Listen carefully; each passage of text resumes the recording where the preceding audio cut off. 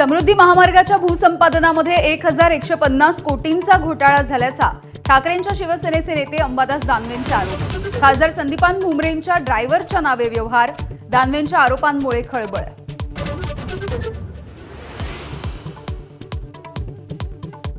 धान उत्पादकांच्या बोनसवरून सुधीर मुनगंटीवार कमालीचे आक्रमक, सरकारला धरलं धारेवर, मंत्री महोदय अभ्यास न करता उत्तर देत असल्याचा हल्लाबोल।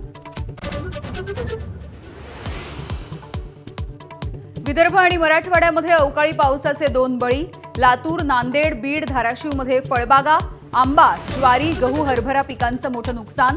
मुख्यमंत्र्यांसोबत चर्चा करून पंचनाम्याचे आदेश देऊ, बावनकुळेंचं स्पष्टीकरण।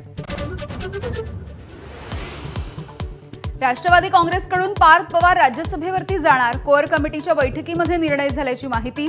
16 मार्चला होणार राज्यसभेची निवडणूक। महाविकास आघाडीकडून राज्यसभेवरती कोण जाणार, चर्चांना उधाण। शरद पवारांनी राज्यसभेवरती जावं अशी सर्वांची इच्छा, प्रदेशाध्यक्ष शशिकांत शिंदेंचं वक्तव्य। तर पुढील आठवड्यामध्ये उमेदवार निश्चिती, सतीश पाटील यांनी केलं स्पष्ट।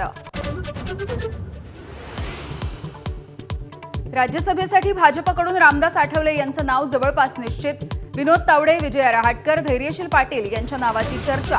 आज रात्री वर्षा निवासस्थानी भाजपच्या कोअर कमिटीची बैठक। भाजपच्या 12 उपाध्यक्ष, 6 सरचिटणीस, 12 चिटणीसांसह युवा मोर्चाच्या अध्यक्षांची घोषणा। केशव उपाध्ये, पडळकर, अर्चना पाटील चाकूरकर, सुजय विखे उपाध्यक्षपदी, तर नवनाथ बन यांच्याकडे मुख्य प्रवक्तेपद। राज्याच्या तिजोरीमध्ये खडखडाट असतानाही कंत्राटदारांना चलान दिल्याचा आरोप। वर्षभरात केवळ 13,000 कोटी वितरित, अजूनही 77,000 कोटींची देयकं थकीत असल्याचा कंत्राटदार महासंघाचं स्पष्टीकरण।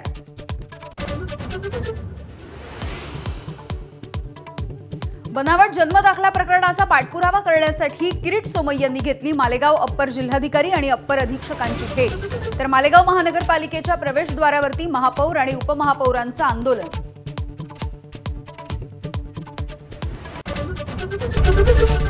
एबीपी माझा, उघडा डोळे बघा नीट।